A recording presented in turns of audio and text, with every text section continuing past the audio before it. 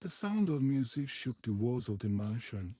Red blue LED lights pulsed like a warning siren, ignored by dozens of vixens dancing, drinking and laughing beneath them. Johnson and Malik were kings here, versatile seniors, sons of powerful men, untouchable and unstoppable. Everyone laughed at their joke, nodded at their orders. They do done worse before and gotten away with it. Tonight, they were looking for something fun. She entered Amaka, a quiet junior poor and out of place in her borrowed dress. She had come alone, told by her classmate that it was open to all. Johnson spotted her first. Malik followed his glance. A bet was made in silence. She didn't belong here, and that made her the perfect target.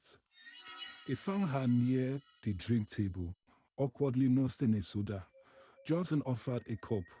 Malik joked about her being shy for a pretty girl. Their charms were practiced, sickly sweet. Come to you upstairs. It's too loud here, Johnson said. She hesitated. Their smiles widened. Her phone buzzed, ignored. Upstairs, the room was dark, except from a bedside lamp casting a dull yellow glow. Johnson closed the door. The lock clicked. The music downstairs drowned out everything. No one saw her leave. It rained the next day. Amaka's body was found at the hallway behind the party door, bruised, cold, lifeless. The city stirred briefly. Police came. Questions were asked. The boys cried in front of the cameras.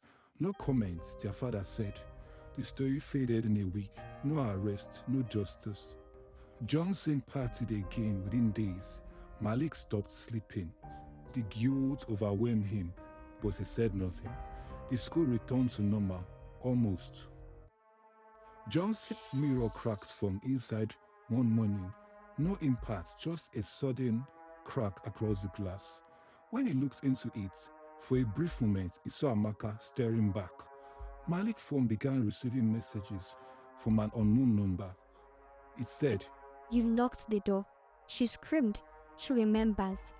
At night, Johnson heard faint snubs in his closet. Malik began waking to the scent of blood on his hands. They never spoke about it, but they both felt her watching. Johnson saw her on the train platform, standing still, head cracked, eyes dead. He blinked. She was gone. Malik stopped going to school. Every reflection whispered her name. He smashed his bedroom mirror, but her voice echoed so loud.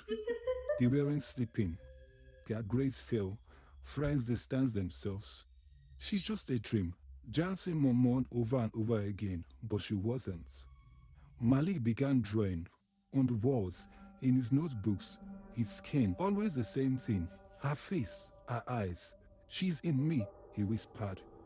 He was admitted to hospital after his mother found him screaming in the dawn, writing on his house, "We killed her."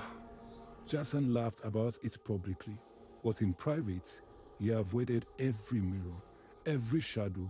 He unplugged his TV after he showed her face in a very bad manner. Something was coming. One night, Jason awoke in his bed, unable to move. His room was silent. Then the light started to shake. She stood in the corner, pale and still, blood wiped from her eyes.